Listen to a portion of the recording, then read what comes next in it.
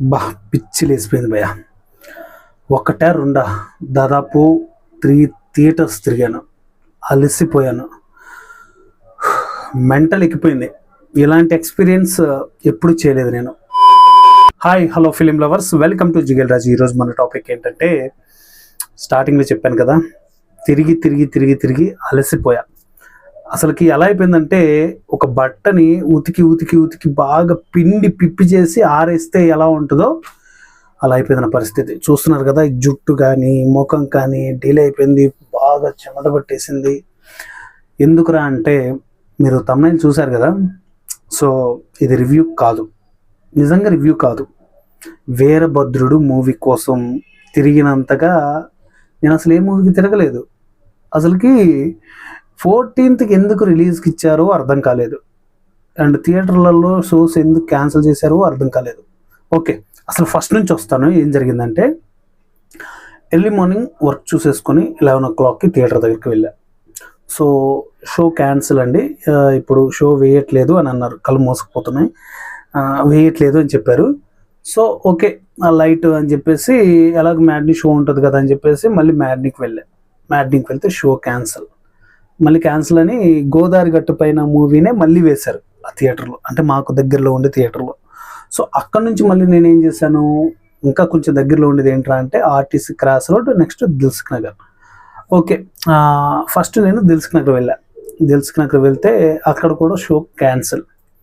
సరే, RTC cross రోడ్లో ఉంది కదా అని చెప్పేసి మళ్ళీ అక్కడికి వెళ్ళేటప్పుడు కరెక్ట్ టైము. అసలు ఎంత స్పీడ్గా వెళ్ళానంటే అంత స్పీడ్గా వెళ్ళిపోయా. ఎలాగో అంటే బండి బ్రేకులు ఎప్పటికప్పుడు పడుతున్నాయి కాబట్టి ఇబ్బంది లేకుండా సేఫ్గా స్పీడ్గా వెళ్ళిపోయా. 2:45కో 2:30కో ఉంది షో అక్కడ. ఓకే రైట్ అని చెప్పేసి ఇక వెళ్ళిపోయి అక్కడ పార్కింగ్, అక్కడ రేజర్ ఆడుతుంది పార్కింగ్లో, అంటే సుదర్శన్ 35లో రేజర్ ఆడుతుంది, దేవి 70mmలో వీరభద్రుడు ఆడాలి. సో పోస్టర్లు కూడా వేశారు, బయట బ్యానర్స్ వేశారు.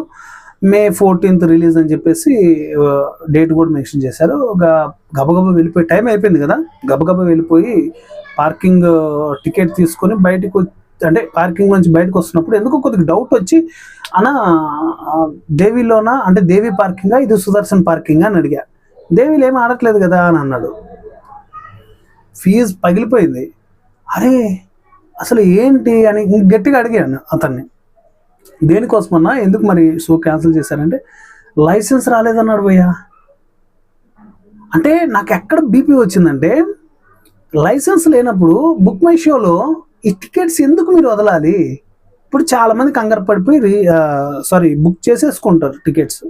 సో వాళ్ళు మళ్ళీ రిటర్న్ వెళ్ళాలి అంటే 24 hours 48 hours ఆగాలి, మళ్ళీ బ్యాంక్లో అమౌంట్ పడాలి అంటే. ఈ సోది అంతా ఎందుకు?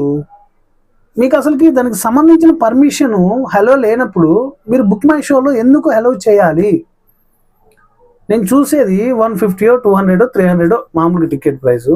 నాకు తిరగడానికి 150 రూపీస్ పెట్రోల్ అయిపోయింది మార్నింగ్ నుంచి. ఎంత కష్టపడి, ఎంత శ్రమించి మూవీ కోసం వెళ్తాం చెప్పండి. మరి అంటే నేను తిరిగిన ఈ థియేటర్లోనే క్యాన్సిల్ అయిందా? అండ్ మీరుండే చుట్టుపక్కల కూడా వీరభద్రుడు మూవీకి వెళ్ళి ఇలా షోస్ క్యాన్సిల్ అయి తిరిగి వచ్చిన వాళ్ళు ఎవరైనా ఉంటే కామెంట్ చేయండి. నాకైతే స్ట్రైక్ అయిపోయి బీపీ మామూలుగా రాలేదు, చాలా కోపం వచ్చేసింది. ప్రతి థియేటర్ దగ్గర వీడియో తీసుకుందామని నాకు దేవి థియేటర్ దగ్గర అనిపించింది. అంటే బిఫోర్ 2-3 థియేటర్స్ దగ్గర తీయలేదు కదా వీడియో, ఇంకా అక్కడ ఒక్క దగ్గర ఎందుకు అన్నట్లు లైట్ తీసుకున్నాను. అంటే చిరాకు వచ్చేసింది, చెడ్డ చిరాకు వచ్చేసింది. వద్దురా, ఇంకా అసలు వీరభద్రుడు లేదేమి లేదన్నంత కోపం వచ్చేసింది. ఎందుకంటే నాకు ట్రైలర్ చూసిన తర్వాత కొంచెం ఎగ్జైట్ క్రియేట్ అయింది. నాకు ట్రైలర్ నచ్చిందంటే బేసిక్గా నేను మూవీకి వెళ్ళిపోయి చూస్తాను. అంటే బేసిక్గా ఏ మూవీ అయినా ముందు చూసేస్తాను.